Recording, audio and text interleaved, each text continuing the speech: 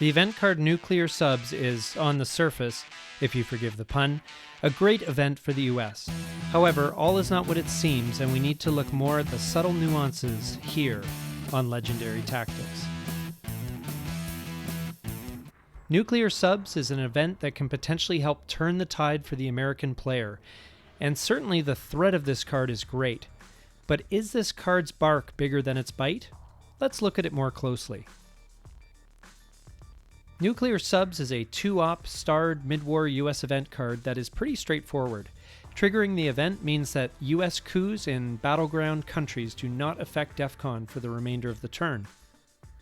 Now it's important to remember that the DEFCON restrictions still apply, so that if the DEFCON level is sitting at 2 after the USSR takes its first action round coup in the battleground state, US coups that look to take advantage of this event will be restricted to Africa and Central and South America. It's also important to keep in mind that the Cuban Missile Crisis event can effectively block nuclear subs by preventing coups unless you remove the requisite influence from West Germany or Turkey first.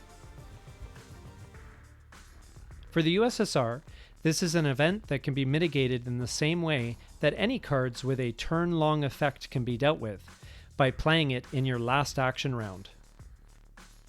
Unlike a card like Containment, the effect of nuclear subs in your last action round will likely lead to an undesirable coup, but you're hoping that the US player has a different plan in mind. Like spacing a bad Soviet event, or playing a scoring card that they've saved until last, or taking a completely different action round 7 play. Even if the US decides to coup somewhere to take advantage of the event, they may only have a low ops card in hand, which renders the coup likely ineffective. Or they may have one of your events in hand that the US player would really rather not trigger, and which might offset any benefit the coup provides. If the US headlines this card, take advantage of the fact that coups can only be done in one country per action round. Spread out your threats. Spend 4 ops breaking control in 2 different countries.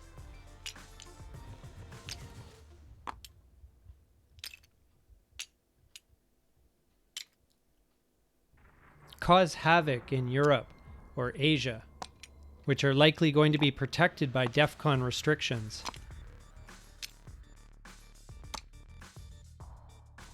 Take control of neighboring non-battlegrounds to set up a realignment opportunity in likely coup targets. Provoke and cause a reaction.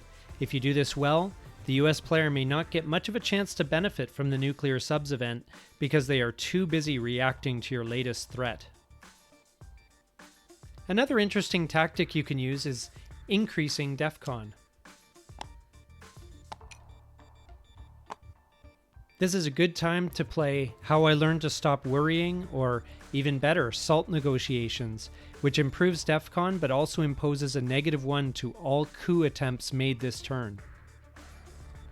Summit could also be useful in this capacity as long as you control enough regions to make winning likely, and DEFCON is at 3 or 4.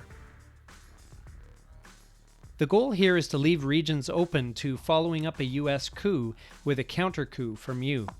Nuclear subs can be a double-edged sword in that the US cannot use battleground coups to worsen DEFCON and protect vulnerable regions with DEFCON restrictions. Used carefully and strategically, this can potentially give you opportunities to take advantage from this event. If nothing else, you will get a chance to respond to whatever happens. But this can also be used to go on the offensive, especially if you have a hand with high ops. For example, let's say the Soviets are ahead in the space race and are able to see the US headline before choosing their own event card. Nuclear subs is chosen by the US, and so the USSR responds with How I Learned to Stop Worrying to raise DEFCON to 5, which exposes a vulnerable Italy. After a strong battleground coup in Italy, the US player is forced to over-control the next obvious target, Thailand, with an influence placement. After a coup attempt there, now Egypt looks suddenly vulnerable. A play sequence like this puts the US player on their heels when they should be the one on the offensive. In general, Africa is especially vulnerable to nuclear subs because of the low stability of their battleground countries and the fact that there are no DEFCON restrictions there, even at DEFCON 2. Again though, timing is everything. If nuclear subs turns up early in the mid-war, there may not be a lot of influence from either player in any of Africa, Central America, or South America, and its effect could be quite limited. And nuclear subs neutralizes CIA created as a DEFCON suicide card, as the US can't use the operations point for a coup in a battleground country to worsen DEFCON and win the game, as they normally would. It isn't a terrible idea to play nuclear subs yourself in Action Round 6, so you can dispose of CIA created safely in Action Round 7. For the US, the main benefit of playing this event as a headline is that typically it allows you the freedom to coup without negative consequence in Africa, Central and South America, which is perfect for the mid or late war. Theoretically, you could use this card for up to 7 coups, which could lead to a change in the momentum of the game. At the same time, don't get too excited. Coups still rely on some luck to succeed, which is why Africa is likely your best target because of the low stability countries there.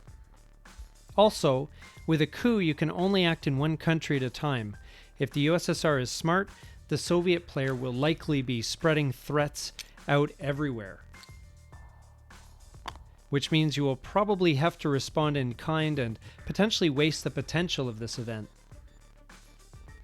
Perhaps the best way to view this event is as a threat that forces another variable into the USSR's calculations for the turn. Even if you never use the effect of nuclear subs through the turn, the psychological warfare that it wages on your opponent should be more than worth the 2 operations points given up in exchange. The other aspect to consider is that this event prevents you from strategically lowering DEFCON with battleground coups, which can lead to tough situations if the USSR manages to improve DEFCON. For example, I've heard of nightmare scenarios where the USSR improved DEFCON to 5 and then proceeded to blast Europe with realignments. So you may not want to play this event if the DEFCON is high. It is an event best served at DEFCON 2. You can use this for ops if you are really stuck, but headlining this event is likely the better choice, all things being equal. If you have a better headline, as is likely the case, and can hold on to this card for a future turn, then take the ops. It's not going to be worth spending a valuable action round to take the event, unless perhaps you trigger the event in action round 1 or 2, and even then it will likely not be worth it. So, for the USSR, this card is one that must be reckoned with if headlined by the US, but it is mitigatable if it appears in your hand by playing it late in your turn. For the US, it is a reasonably solid headline, if only for the threat it represents to the Soviet board position, even if you don't actually get to use the event effect much. If you don't headline it, use it for the ops. This is our analysis of the Nuclear Subs event card. Thank you so much for watching. If you got value from this video, please like, subscribe, and comment down below. This is NATO with Legendary Tactics.